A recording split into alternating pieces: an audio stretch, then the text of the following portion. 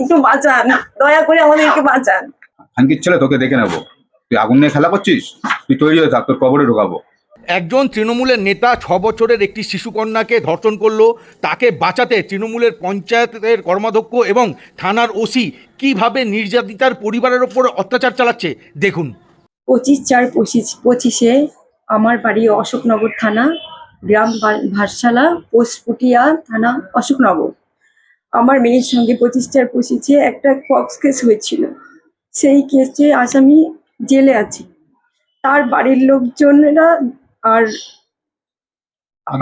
Others কিছু লোকজন আর থানার বড়বাবু আর গুপি নামের এক ব্যক্তি এই ষড়যন্ত্রে আমাদের উপরে ভীষণ টর্চার হচ্ছে, আমাদেরকে মারধর করা হচ্ছে, আমাদেরকে হসপিটালে ভর্তি করে দেওয়া হচ্ছে, আবার আমাদের বিরুদ্ধেই কেস করা হচ্ছে, মিথ্যে মামলা করা হচ্ছে। আমার হাজবেন্ড বাড়িতে ছিল না, আমার হাজবেন্ডের বিরুদ্ধেও মিথ্যে একটা মামলা করা হয়েছে। ঘটনাটা কি হয়েছে? আপনার মেয়ের সাথে কি হয়েছে? আমার মেয়ের সঙ্গে স্কুল থেকে বাড়িতে ফেরার সময় পরীক্ষা দিয়ে ওই শফিকুল নামের ব্যক্তি ডাক দেয়। তারপর আমার মেয়েকে জোর জবরদস্তি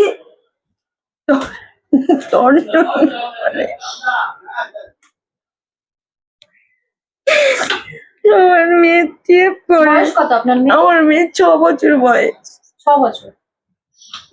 তারপর থেকে আমাদের টর্চার করা হচ্ছে, ওখানে থাকতে দেবো না বলে হুমকি দেওয়া হচ্ছে। থানার বড়বাবু থ্রেট করছে। থানার বড়বাবুর নাম চিন্তামণি লস্কর, উনি ডাইরেক্টলি থ্রেট করছে, তোদেরকে দেখে নেব, তোদের মিথ্যা মামলায় ভাসিয়ে দেব। আমার হাজবেন্ডকে ভাসিয়ে দেবে। আমার হাজবেন্ডকে খুব ভাষায় মাসি তুলে গালাগালি করছে, আর আমাদেরকে মিথ্যা মামলায় ফাঁসিয়ে দিচ্ছে। এর বিচার চাই আমরা, সঠিক বিচার চাই। আমার বাচ্চাটাকে রেখে এসছি একজনের কাছে, আমার বিচার করে দেন আপনারা।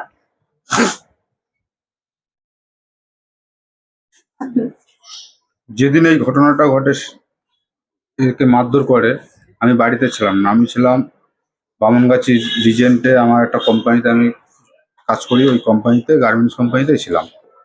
এবার ও আমাকে ফোন করলো যে আমাকে বিতর্কভাবে মারধর করেছে। তো আমি ওখান থেকে তখন আমি বেরিয়ে আমি বাড়িতে গেছি। বাড়িতে যেয়ে আমি ওকে হসপিটালে নিয়ে গেছি। হসপিটালে নিয়ে যাওয়ার সঙ্গে সঙ্গে ডাক্তার দেখে ওকে অ্যাডমিট করে নিয়েছে। বারাসাত ট্রান্সফার করছিল, আমার 2টো বাচ্চা ছিল বলে সঙ্গে, আমি নিয়ে যেতে পারি না। আমি ডাক্তারবাবুকে বললাম যে স্যার, এই মুহূর্তে আমি নিয়ে যাওয়ার সমর্থ আমার নাই, কেন আমি বাচ্চা সামলাবো না পেশেন্ট সামলাবো। আজকে কিছু সময়ের জন্য ওকে এখানে রাখতে হবে, আর ওর ফ্যামিলিকেও আসলে তারপর আমি নিয়ে যাবো।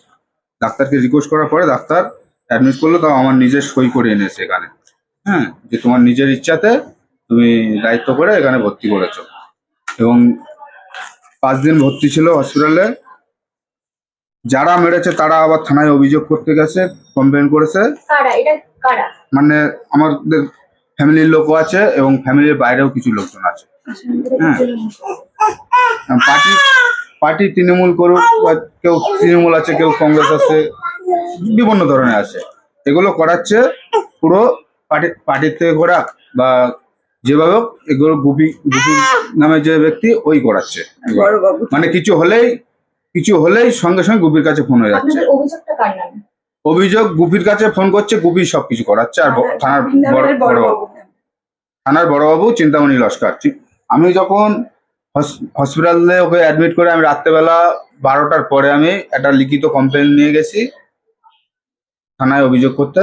আমাকে থানায় বড়বাবু আমাকে ডাক করেছে, ডেকে আমাকে বললো যে ডাক করে আমাকে বলছে যে, খানকির ছেলে, তোকে দেখে নেবো। তুই আগুন নিয়ে খেলা করছিস, তুই তৈরি হয়ে থাক, তোর কবরে ঢোকাবো। হ্যাঁ, বলছে তুই তৈরি হয়ে থাক, তোকে কবরে ঢোকাবো, আর তোর এমন কেস সাজাবো তুই জিন্দেগি মানে চলে বেড়াতে পারবি না, বেড়াতেই পারবি না, তোর কবরে তোকে ঢোকাবো। এরকম ভাবে, মেয়ে কি কারণ নেই? তোর একাই আছে, আমাদের কারণ মেয়ে নেই? এরকম ভাবে আমাকে হুমকি দিয়েছে। হুমকি দেওয়ার পরে তারপরে আমি হসপিটালে গেছি। হসপিটালে যে আমি ওকে কাউকে কিছু জানাইনি, আমি আমার মতো আছি। আমাকে থানার থেকে কন্টিনিউ ফোন করছে, কন্টিনিউ আমাকে থানা থেকে ফোন করছে যে এফআইআর কপি নিয়ে যান, এফআইআর কপি নিয়ে যান। এবং আমাকে বলেছে যে ওদের যেন মুখ যেন আমি থানায় না দেখি। তারপর আমাকে কন্টিনিউ ফোন করছে এফআইআর কপি নেওয়ার জন্য, কিন্তু আমি যাইনি, কেন আমাদের মুখ দেখাতে নিষেধ করেছে থানায় বিচার পাচ্ছি না আমরা থানায়। আপনাদের অভিযোগটা কার নামে? আপনার মেয়ের সাথে যে এরকম করেছে তার নামটা কি, পুরো নামটা বলুন। তার নামটা হচ্ছে, ওকে সবাই সাপিক সাপিক করে ডাকে, কিন্তু ওর পুরো নামটা হচ্ছে শফিকুল মন্ডল। সে সে জেলে আছে, কিন্তু তাকে ছাড়ানোর জন্য, কেস উদ্ধার করার জন্য এরকম ভাবে আমাদের প্রতি টর্চার হচ্ছে। এখন আপনারা কি চান? আমি বিচার চাই, বিচার চাই, সঠিক বিচার আমি পাচ্ছি না। যেটা আমার মেয়েকে আর আমাদেরকে মারধর করা হচ্ছে। আমার একটা 1 বছরের মেয়ে, একটা শিশুকন্যা আমার কোলে ছিল, তাকেও মারধর করা হয়েছে। এমনকি মানে আমার যে বড় মেয়ে, ওকে মানে আমাদেরকে পুরো জাহানে মেরে দেওয়ার হুমকি হচ্ছে, মেরে যাচ্ছে, এত মারছে আমাকে।